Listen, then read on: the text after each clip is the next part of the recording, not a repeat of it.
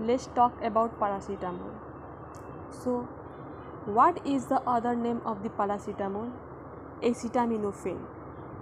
और इसके पास कोई भी एंटी इन्फ्लेमेटरी एक्शन नहीं रहता, कोई शो नहीं करता ये एंटी इन्फ्लेमेटरी एक्शन। इसके पास सिर्फ दो इफ़ेक्ट रहते हैं, क्या क्या? Analgesic and antipyretic effect. तो एनाल्जेसिक एक्शन का मतलब क्या है? Analgesic action means to relief or to reduce pain. So after taking the paracetamol, how it acts? Actually, it inhibits one enzyme called cyclooxygenase enzyme. Then it inhibits the prostaglandin synthesis. After inhibiting the prostaglandin synthesis, it stops or inhibits the sensitivity of the pain receptor or nociceptor towards bradykinin.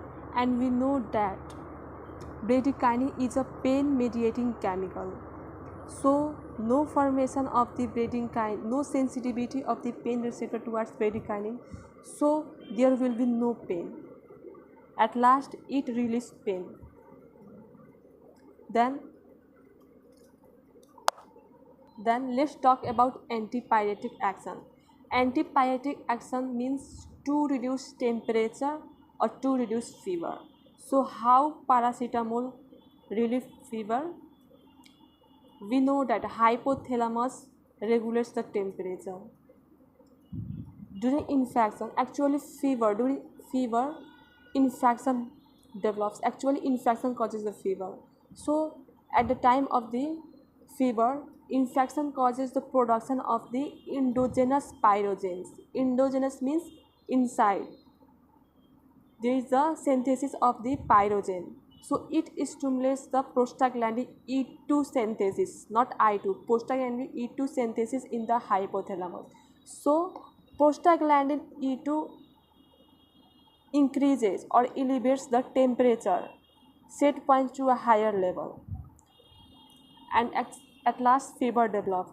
But when we take the paracetamol, it inhibits the prostaglandin E2 synthesis in the hypothalamus.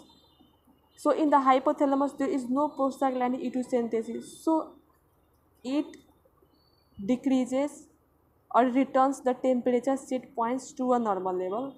At last it reduces the temperature or fever. But when we take the paracetamol in higher amount, or overdose of the paracetamol causes the hepatotoxicity.